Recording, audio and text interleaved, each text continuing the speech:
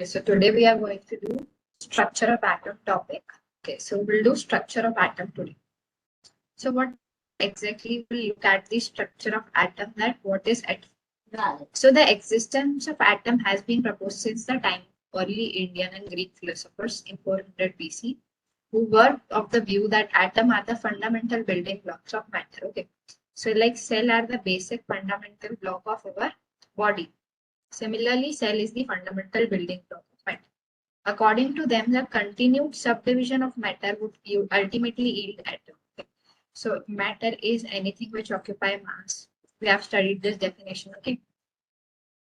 So anything which occupies space as mass is called matter. Okay. So if you subdivide the matter into small particles, then at last you will get the atom. Okay. So which would not be further divisible. Okay. The word atom has been derived from Greek word atomio, which means uncuttable or non-divisible. Okay. So atom further it cannot be divided.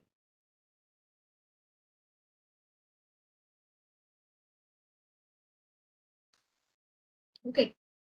These earlier ideas were mere speculation. Okay, like they were just predicting that there was no way to test them experimentally. Okay, so these ideas remained dormant for a very long time and were revived again by scientists in the 19th century. Okay, so in the 400 BC, there were predictions that atom is made up of matter. Matter is anything which is occupying space, has mass. Okay, so if we subdivide these into small particles, then the smallest which cannot be further subdivided is what is our atom. Okay, so atomic theory of matter was first proposed on a firm scientific basis by John Dalton, a British school teacher in 1808. Okay, in 18th century this was done. His theory is called as Dalton's atomic theory. Regard the atom as the ultimate particle of matter. Okay. In this unit, we will start with the experimental observation made by the scientists towards the end of the 19th century. Okay. So till the end of the 19th century, various observations were made, and beginning of 20th century. These established that atoms can be further divided into subatomic particles called as, like previously what they used to say that matter, the smallest unit of matter is atom. But now, after the end of the 19th and the starting of the 20th century, they have told that atom is further divided into neutron, proton, and electrons. Neutrons have no charge. Protons have positive charge, whereas electrons have negative charge. Okay. Neutrons, a concept very different from the Dalton. The major problems for the scientists at that time were to account for the stability of atom. Okay. So after the discovery of subatomic particles, these are our subatomic particles, neutrons, protons, and electrons. So means atoms are having subatomic particles. Okay. Subatomic particles to compare the behavior of one element from other in terms of both physical and chemical properties. Okay. So like subatomic particles, and they were comparing the behavior of one atom, one element from other on the basis of these subatomic particles. Okay. So to explain the formation of different kind of molecule by combination of different atoms. So to understand the origin and nature and characteristic of electromagnetic radiations absorbed and emitted by atom. Okay, so if my oxygen atom is there, nitrogen atom is there, and carbon atom is there. So how much electromagnetic radiations they are absorbing and reflecting. Okay, radiation absorbed and emitted by atom, this atom of oxygen. So this will help in understanding the origin and nature. Okay. Subatomic particles. Dalton's atomic theory was able to explain the law of conservation of mass. Means energy can neither be created nor be destroyed. Okay, so reactant and product are having the equal mass. Okay. Law of constant proportion, that oxygen in the water will combine in the ratio of 2:1. Hydrogen and oxygen will combine in a water molecule in the proportion of. So in a constant composition of 2:1, law of multiple proportion was very successful. Okay. So in a proportion of 2:1, they will combine, okay, and constant composition, that in water, H2O 2:1 will always remain the ratio for water and oxygen. However, it failed to explain the result of many experiments. Okay, for example, it was known that the substance like glass. Okay, so it was known that the substance like glass or ebonite, when rubbed with silicon, for generate electricity. Okay, so many different kinds of subatomic particles were discovered. So this generate when the fur is rubbed with silk. Okay, so the electricity which is fire which is generated is due to the protons and neutrons, which are the subatomic particles, were discovered in 20th century. It was because of those subatomic particles. However, in this section, we'll talk only about two particles, namely electron and protons. Okay. So electrons are the negatively charged species. Okay. So in 1830, in 18th century, Michael Faraday showed that if electricity is passed through a solution on an electrolyte. Okay, so we know that the electrolyte is having both the positive as well as the negative electrodes. Okay, positive electrode is called as cathode, whereas negative electrode is called as anode. Okay, so when Michael Faraday that if electricity is passed through a solution of an electrolyte, chemical reactions can occur at the electrodes. Okay, so chemical reactions are occurring at the electrode, which resulted in the liberation and deposition of matter at the electrodes. Okay, so some matter from the first electrode is getting out and is depositing at the second electrode. Okay. We formulated certain laws with which you will study in class in further classes. These results suggested that the particulate nature of electricity. Okay. So what they are telling that the electrical discharge is there with the gases. Okay. So we need to keep in mind the behavior of particles, that like charges repel each other and unlike charges attract each other. Okay. So we know that positive charge repel each other and positive negative charge attract.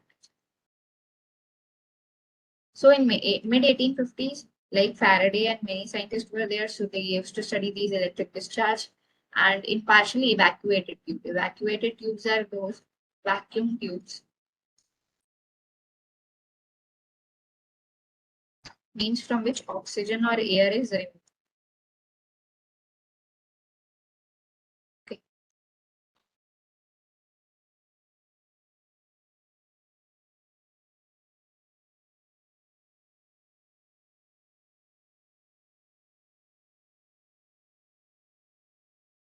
So many scientists, mainly Faraday, began to study electrical discharge in partially evacuated tubes, known as cathode ray discharge tubes. Okay. So these were partially evacuated tubes. Okay. These are called as cathode ray discharge tubes. Okay. So it is depicted in that like cathode ray tube is made up of glass containing two thin pieces of metal. Okay. So this cathode tube is there. It is having two thin pieces of metal. Okay. And called as electrodes. This one electrode and another electrode, positive and negative. Negative one is cathode and positive one is anode. But usually positive one is known as the cation or cathode. Okay. And negative one is called as anion. Like electrons are our anions. Okay. Protons are having positive charge, so they can be cation, sodium cation and chloride anion. Okay. So positively charged, here they are telling about it as anode, and negative charge as cathode. Here it is a vacuum pump from which air is evacuated. Okay. And here the high voltage is there, a cathode ray discharge tube. Okay. So cathode ray tube is made of glass containing two thin pieces of metal, which are called as electrodes. These are the two thin pieces of metals sealed in it, and the electrical discharge through the gases could be observed only at a very low pressure and a very high voltage. Okay. So here voltage is high and pressure is low. The pressure of the different gases could be adjusted by evacuation. Okay. So with the help of evacuation here, we can adjust the pressure. Okay, so pressure we have to decrease. That is why we are using vacuum over here. When sufficiently high voltage is applied across the electrodes, current start to flow. Okay, through a stream of particle moving into a tube from negative electrode from cathode to positive electrode N. Okay, so from negative electrode to positive electrode means from cathode to anode, the stream of particles starts to move. Okay, these were called as the cathode rays or cathode ray particles. Okay, so these were called as the cathode rays or cathode ray particles. Okay, so the flow of current from cathode to anode was further checked by making a hole in anode. Okay, so like if I make a hole in the anode rays, so I'll get to know the flow of current. That is from negative charge to positive charge. Okay, because unlike charges, positive and negative attract each other, whereas like charges repel each other. Okay, was making a hole in the anode and coating the tube behind anode with phosphorescent material like zinc sulfide. Okay, so like if anode is there here, positive charge is there, so I have made some holes.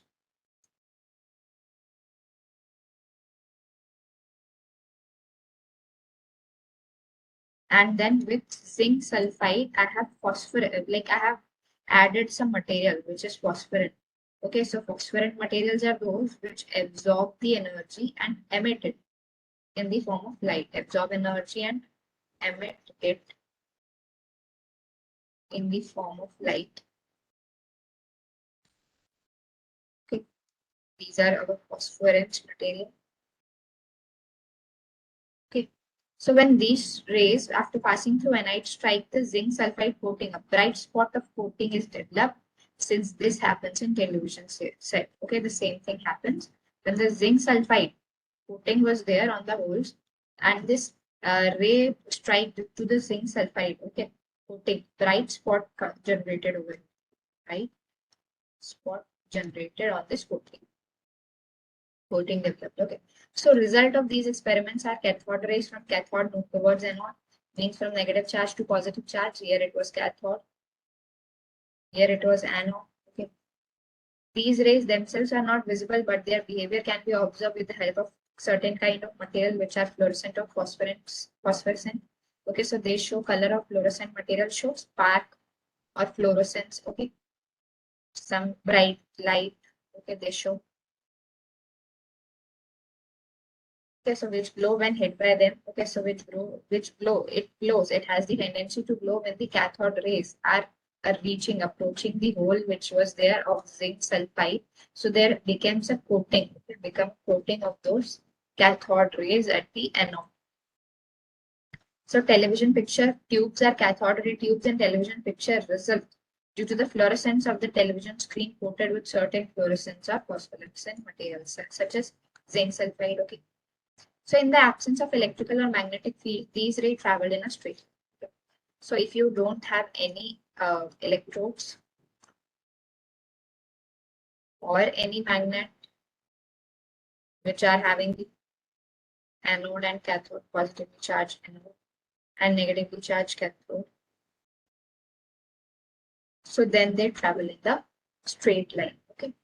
So all the rays then, cathode rays travel in a straight line. So in the presence of electrical or magnetic field, the behavior of cathode rays are similar to that expected from negatively charged particles, suggesting that the cathode rays consist negatively charged particles called electrons. Okay, so cathode rays contains electrons and they reach towards the anode. The characteristic of cathode rays electrons do not depend upon the material of electron and the nature of gas present in the cathode tube. Thus, we conclude that electrons are basic constituent of all atoms. Okay, so like they were not having different properties. It does not depend upon the metal of electrodes. Okay, so if I'm taking here chloride or nitrate electrode, so it does not depend on the nature. It does not depend on the nature of gas because they are present on each and every atoms. Okay. Then charge to mass ratio. Okay. Charge is our electron charge on the electron, like charge and mass ratio on electron. Okay. So charge is represented by Z upon M ratio for an electron. Okay, so in 1897, J.J. Thomson measured the ratio of electrical charge to the mass ratio by using the cathode ray tube and applying electrical and magnetic field perpendicular. Electrical and magnetic field was applied perpendicular to each other as well as to the path of electrons. Okay, like electrical and magnetic field and to the path of electrons, which were the cathode rays. Thomson argued that the amount of deviation of the particles from their path in the presence of electrical and magnetic field depends on. Okay. So first of all, the amount of deviation of the particle from their path, if it is going from here, then why the deviation is happening? Depends upon the magnitude of the negative charge on the particle. Okay. So how much negative charge magnitude is there? How much negative charge magnitude is there on the particle? Greater the magnitude of charge on the particle, greater is the interaction with the electric or magnetic field and greater is the deflection.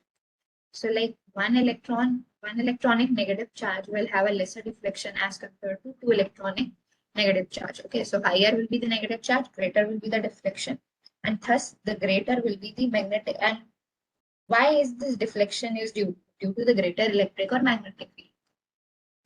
The mass of the particle, lighter the particle, greater the deflection. Okay, because it will be, if mass decreases, then the deflection.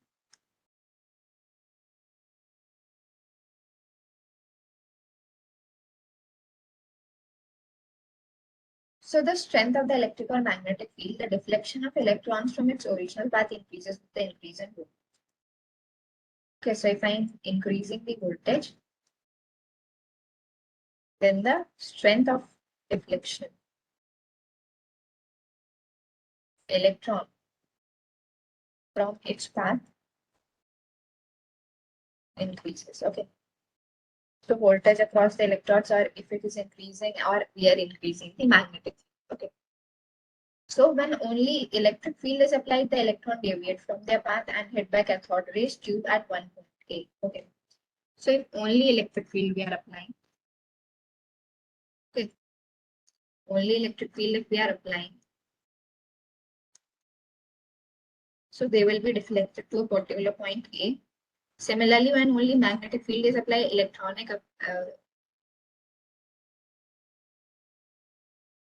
electrons strike the cathode ray tube at the point C. By carefully balancing the electrical and magnetic field strength, it is possible to bring back the electron to the path followed, as in the absence of electric or magnetic field, they hit the screen at point B. Okay. So at A and B in the presence of electric and magnetic field, and when optimizing both the electric and magnetic field, they hit at the point B. Okay. Here at the magnetic field, it was C point. So by optimizing properly electric field and magnetic field, they hit each other at the point C, at the point B.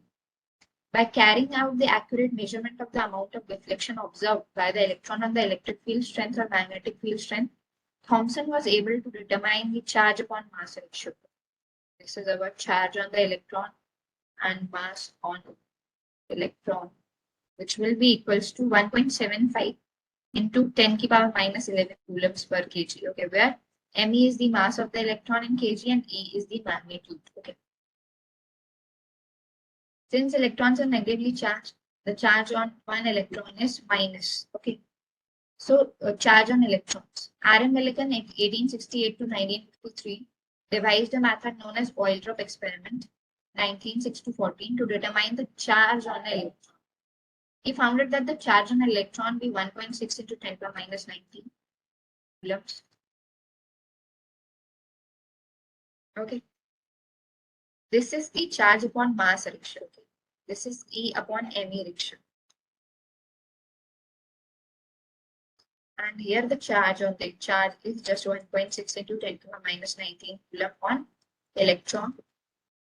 The present accepted value of electrical charge is 1.6022 into 10 to the power minus 19 coulombs. And the mass of the electron was determined by combining these results with Thomson value of charge upon mass ratio. Okay, so by determining how we will determine, then we combine the Thomson value of mass and charge ratio with the R and Millikan value of the charge on the electron, so as to get the mass of the electron. Okay, so charge on electron, we know that 1.6022 and 10 to the power minus 19 is the charge on an electron. Mass of the electron. So mass of electron, they have already told that charge on electron upon charge upon mass ratio they have given. So by putting this value, we get the mass of electron as 9.1094 into 10 to the power minus 31 kg. Okay. Now we comes to the discovery of protons, neutrons having no charge. So electrical discharge carried out in modified cathode ray tube lead to the discovery of particles called as positive charge. Okay. So like if discharge happen, electrical discharge in modified cathode ray tubes. Okay. Also known as canal rays. Okay. These modified cathode ray tubes are called as canal rays. The characteristics of these positively charged particles are listed below. Unlike cathode rays, the positively charged particles depend upon the nature of gas present in the cathode ray. So if we talk about the cathode rays, which were negatively charged, the positively charged particle depend upon the nature of gas. Here, the protons depend on the nature of gas, unlike the electrons. These are simply the positively charged gaseous ions. Okay, these are simply positively charged gaseous ions. The charge to mass ratio. Okay, so E upon ME, mass ratio of these particles is found to be dependent on the gas from which they are origin.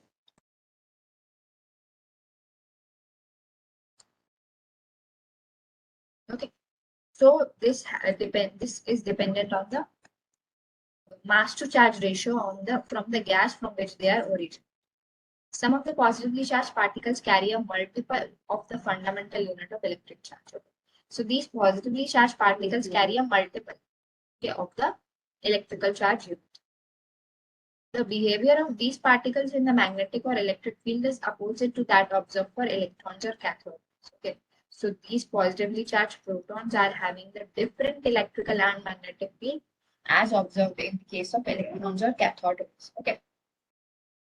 So smallest and lightest positive ion was obtained from hydrogen in case of H positive, okay, and was a proton. Okay, this positively charged particle was characterized as in 1919. Later, a need was felt for the presence of electrically neutral particle, okay, as one of the constituent of atom. Okay. So now, if I am having a positive and a negatively charged electron, then neutron which has no charge needs to be taken into account. So these particles were discovered by J.J. Chadwick, in 1932 by bombarding a thin sheet of beryllium by alpha particle scattering. Okay. So when electrically neutral particles have a mass slightly greater than that of proton was empty. So like when I am having the neutral particles, which are my neutrons, they are having the mass which is slightly greater than that of protons, which were emitted. He named the particles as neutrons. The important properties of these fundamental particles are, so this Millikan oil drop experiment, okay, this method was used in the form of oil in the form of mist produced by the atomizer. Here from the atomizer, oil spray was there, okay, and we are allowed to enter a tiny hole in the upper plate of electrical condenser. So here the electrical condenser, upper plate of electrical condenser, they are allowed to enter. The downward motion of these particles was viewed through the telescope. So here we are looking with the help of a telescope, the eye, equipped with a micrometer eyepiece. Okay, so here we are having the micrometer eyepiece, which can be our microscope. Here eyepiece is there, similar to microscope, we can say.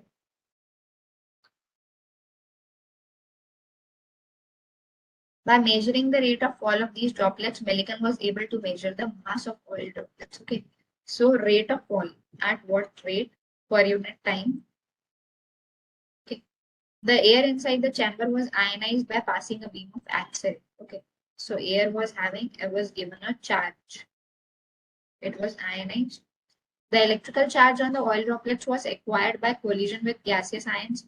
So if the air is charged inside the chamber, and if my ions or the oil droplets which are there, oil gets charged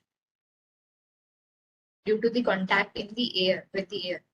The fall of these charged oil droplets can be retarded, accelerated, or made stationary depending upon the charge of the droplets. Okay. So how we can, like, if the fall of these charged droplets is can be retarded, can be made accelerated, or can be made stationary depending upon the charge on the droplets. Okay. And the polarity and strength of the voltage applied. If we are increasing the voltage, then the acceleration can be done for the oil droplet. Voltage is decreased, then it can be retarded. Okay. So by carefully measuring the effects of electrical field strength on the motion of oil droplets, Millikan concluded that the magnitude of electric charge on the droplet is always an integral multiple of electric charge. Okay. So charge on the oil droplet is always an integral multiple of the electrical charge. Okay, electrical charge which is given to air. Thus Q is equals to anywhere n can be integral multiple. Okay, 1, 2, 3. So this Millikan oil drop apparatus, it was there. Okay, uniform electrical field he was applying. Okay. So in chamber, the force acting as an oil drop, gravitational electrostatic due to electric field, and a viscous drag force. So like we know that gravitational force was acting, electrical force, electrical field was generated, so electrical field force was there. And oils are having quite viscous, okay, so their density or thickness is more.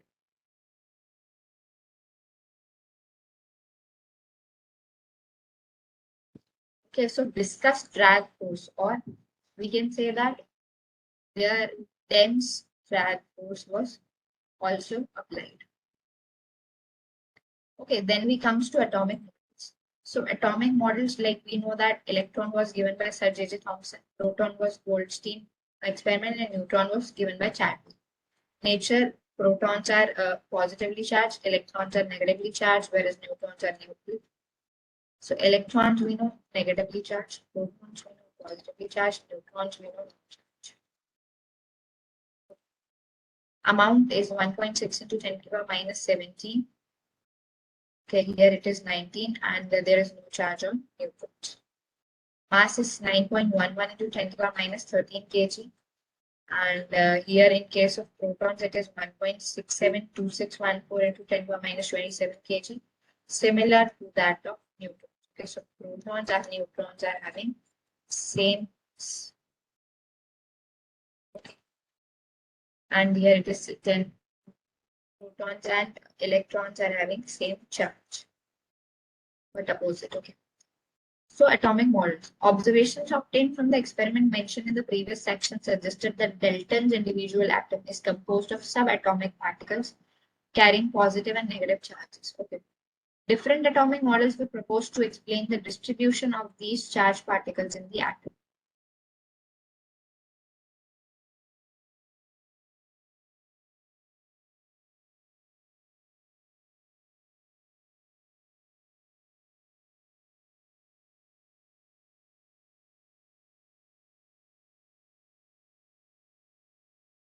Okay.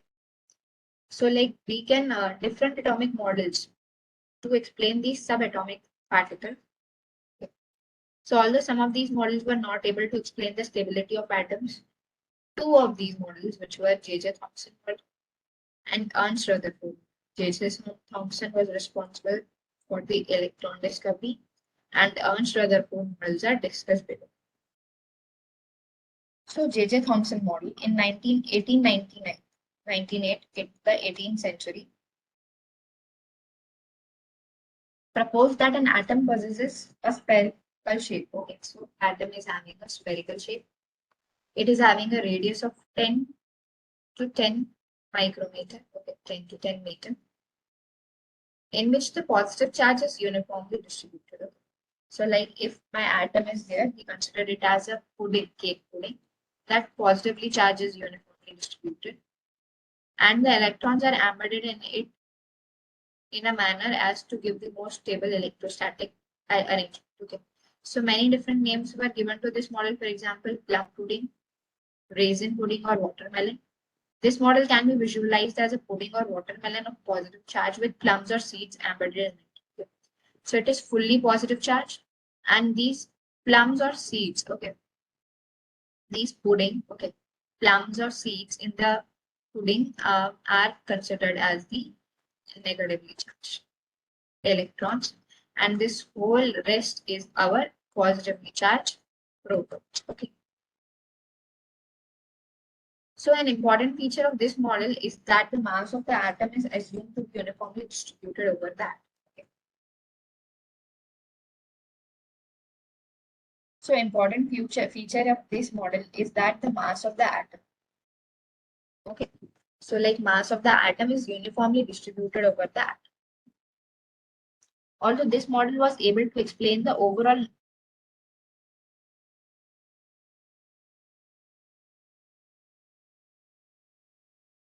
okay. So overall neutrality of an atom, okay, because there were total equally positive and negatively charged were they present. Okay. So total neutrality of an atom was maintained, but was not consistent with the result of later experiment. Okay, but after the results came, so this was not consistent. So Thomson was awarded Nobel Prize for Physics in 1906 for his theoretical and experimental investigation on the conduction of electricity by gases. So in the later half of the 19th century, different kind of rays were discovered. Beside those mentioned earlier, William Roentgen in 1845 to 1923 in 1895 showed that when electrons strike a material in cathode ray tubes, okay, so cathode ray tubes are our negatively charged, and when electrons strike a material in a cathode ray tube, it can be an electrode, produce rays which can cause fluorescence in the fluorescent material placed outside the cathode ray tube. Okay, so how this fluorescence is getting generated? Since Roentgen did not know the nature of radiation, he named them as X-rays. Okay. So the radiations which were emitted from the cathode rays, these radiations which were emitted from the cathode rays, he didn't know the nature and named them X-rays, and name is still carried on. It was noticed that X-rays produce effectively when electrons strike the dense metal anon. Okay. So when my electron was attracted with this dense metal anon, it was striking the dense metal anon. The X-rays were produced for the targets, and these are not deflected by the electric or magnetic field and have very high penetrating power through the metal, and that is the reason that these rays are used to study the interior objects. So these are not deflected by the electrical or magnetic field and have a very high penetrating power. Okay. So these rays are of very short wavelength. Okay, so they are having the wavelength of 0.1 nanometer. Nanometer is 10 to the power minus 9 meters and possess electromagnetic character. They have electric as well as magnetic properties, which are called as the X-rays, which were previously called as the cathode rays. So Henry Becquerel in 1852 to 1908 observed that there are certain elements which emit radiation on their own and named this phenomena as a radioactivity. Okay. So certain elements emit radiation of their own and elements known as radioactive elements. Okay. So this field was developed by Marie Curie. Marie Curie. Okay, so she was the first lady scientist to discover the radioactivity of these elements, of some of the elements which radiate their radiations on their own. Rutherford and Frederick Soule. It was observed that three kinds of rays, alpha, beta, and gamma, are emitted by the radioactive substances. Rutherford found that alpha rays consist of high energy particles carrying 2 units of positive charge and 4 units of atomic masses. Okay. So what Rutherford found that alpha rays contain high energy particles carrying 2 units of positive charge and 4 units of atomic masses.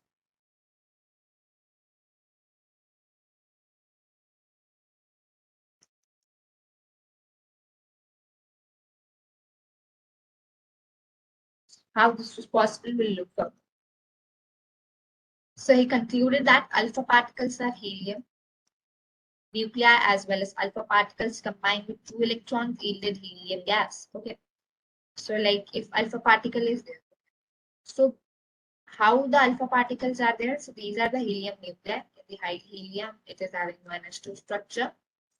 And beta rays are negatively charged particles similar to electrons. Okay. So alpha rays are the positively charged.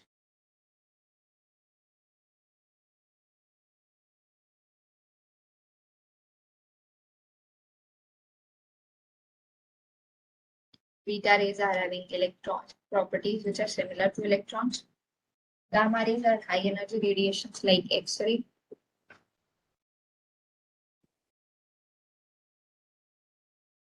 Gamma rays are high energy radiations like X-ray. The gamma rays are high energy radiations like X-ray and are neutral in nature, do not consist of particles as regarded as the power of alpha rays at least followed by beta. So means alpha rays are having very much high power. Beta rays 100 times that of alpha rays, and gamma rays are having more. Okay, so like gamma, then beta, and then alpha. They are having 1,000 times more power. They are having 100 times. If we consider it this alpha rays as x power, their penetrating power is x. Okay, so beta rays are having 100x power and gamma rays are having 1,000 times more power, penetrating power than alpha rays. Okay, so this was our negatively charged metal plate. Okay, and this was our positively charged metal plate. So when this negatively charged cathode rays or X-rays, any beam of light is passed.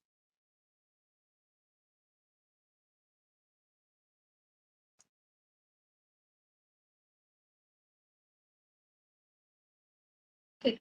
If any cathode ray or X-ray is passed through these two electrodes of negative and positive charge, then they deflect. Then they deflect these towards the positive charge. This shows that these are X-rays are negatively charged. So now comes the Rutherford nuclear model of an atom. Rutherford and his students Hans Geiger and Ernst Mach bombarded very thin gold foil, okay, very thin gold foil with alpha particles. Okay. So alpha particles are having least penetrating.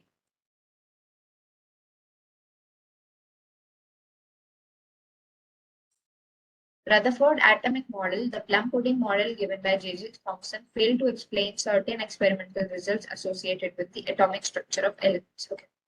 So J.J. Thomson model of the plum pudding was failed to give the all the atomic structure of elements. So now Ernst Rutherford, a British scientist, conducted an experiment based on the observation of the experiment. He explained the atomic structure of element and proposed the Rutherford atomic. So now Rutherford, British scientist, conducted an experiment and gave his own atomic model. Here gold foil was taken through which alpha particles scattered, and here they are noting the angle by which the deflection is taking place.